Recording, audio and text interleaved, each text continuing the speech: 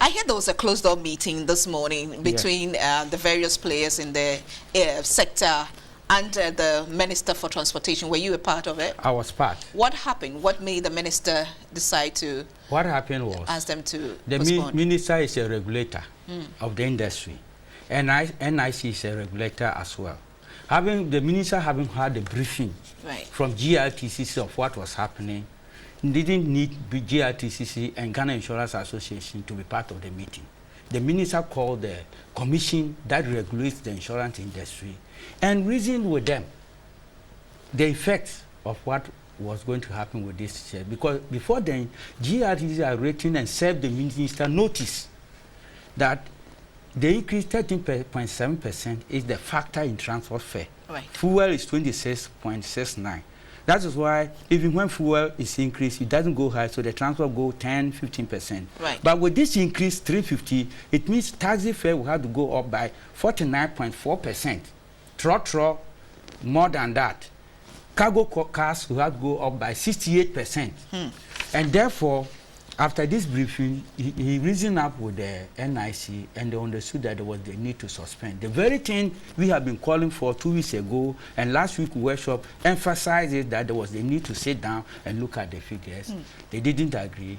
Finally, they understood. So would you say that your pressure had more effect? Oh, not my pressure. Not you personally, but your group, yes, we are organization. Happy. We are happy that this will have created confusion in the system. Let me tell you, this morning, yesterday, a guy called me from Tamil and said, "Hey, what are you people doing?"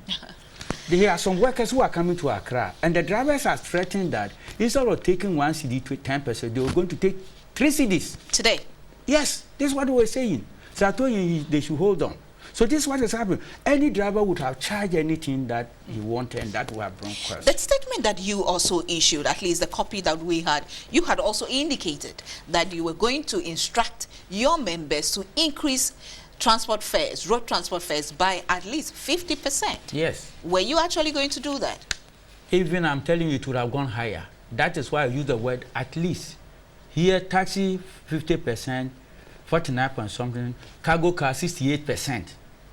And then the drivers are now arguing that it is only, we have a free market economy, but it is only transport fare that the government and us agree to control. And the reason is that fuel component 26.69 is controlled by government. Other factors, spare parts, vehicle costs, tires and other things do not have control. The other one that has controls also is the insurance. So if the insurers are throwing away the control and decide what they should do, then the drivers are not going to sit down for anybody to face fare for them. You know, let's state categorically here that once the minister has said that they should halt the implementation, which was supposed to take effect today, you are also halting your intention to, Yes, but was it really fair that you were going to pass on your insurance premium onto the passenger? That is why I'm saying the transport computation. Let me quickly tell you, vehicle cost is 25%. Insurance is 13.7. Tires is 9.82. Fuel is 26.69. Spare part is 6.27. Lubricant 2.05. Driver salary, maid salary, all are computed. So now this factor will affect the insurance component. So we take the insurance component and work it out, and that is the effect. So then the increase was also going to have a rippling effect, where it's going to affect all these items that you... No, it will have effect. First, we are looking at the insurance, but then other stakeholders, other groups also within the industry would also raise theirs. And that will be disastrous for this country. Afterwards, 70% was the salary increase for workers. So if you are going to increase transport fare by 50%, what are you talking here about? And this message has gone around that all transport operators will have to halt any intention to increase fares. Whoever has started should halt, stop. We should revert to the old one. Revert to the old one. So what next? What next is a committee should be set. And we are looking at Ministry of Finance, under which the National Insurance Commission works, Ministry of Transport, where the operators belong. We are also looking at the police and DVLA. You will ask why police and DVLA. When there is an accident, before the policeman will write you a report, some take as much as 2.5. when the premium you are going to get, the compensation is 10 million, the police report alone has taken 2.5. DVLA testing officers who go on the spot to do testing will charge about 1 million. So 3.5 is already gone. Apart from all the runs around, somebody told me he spent 15 million to get 10 million from insurance company. Why should that? So they all should be there. You all take a decision in the committee, and then we are also looking at the media this time should be part of. So you are asking for a proper review, a holistic review of everything that goes into it. The waste, you know how to block the waste. You do calculation to find out that if they block the waste, that's how much they are going to get, and they will need this top up. So it's not just a matter of coming with increases in percentage. Prove to us that you have leakage in the industry. We are blocking the leakage. We are going to, and this call for accountants and financial controllers.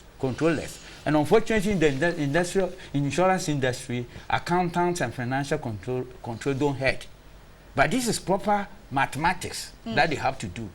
And we are calling on them that it's time to look at that, to get some accountant in You know, you raised the issue that you talked to them, you told them about, your concerns and how that will force you to increase. But did you, in any of the meetings, prior meetings you had with them, think about the effect that it was going to have on the economy?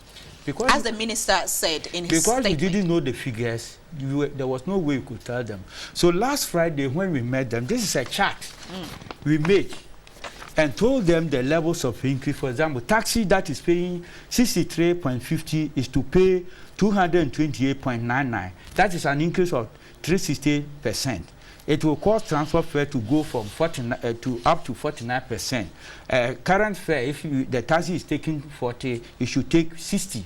We gave this document to them at the meeting and cautioned them that what you are doing, this is the implication. Trotro will go 50%. That is, the increase is 72.68 to 268.88, and that is 370%. When you go to Gaco trucks, they are paying 68, they should now pay 307.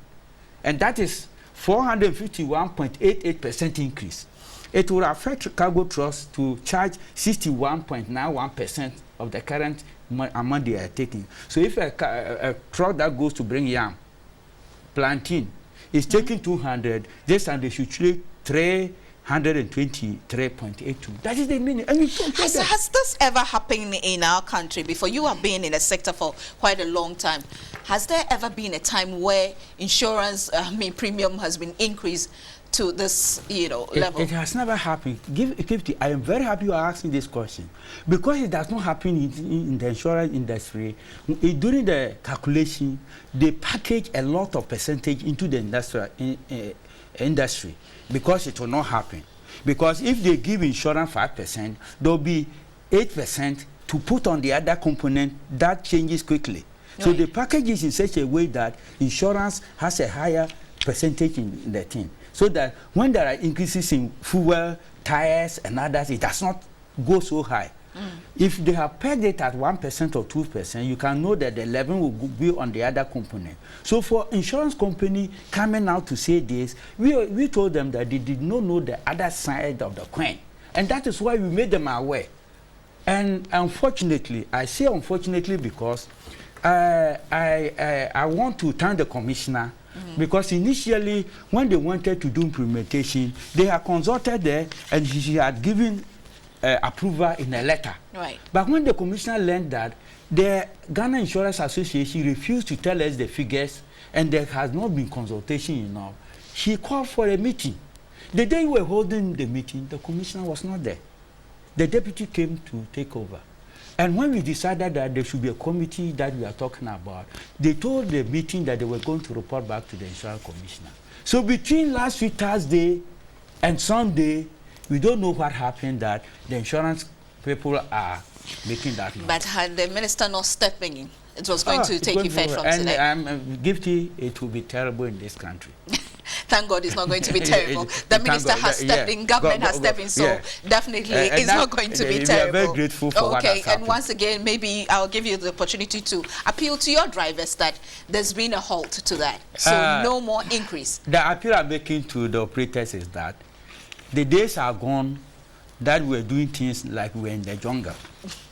Now we are in a civilized society, and therefore they cannot take the drivers and Ghanaians for that matter for a ride.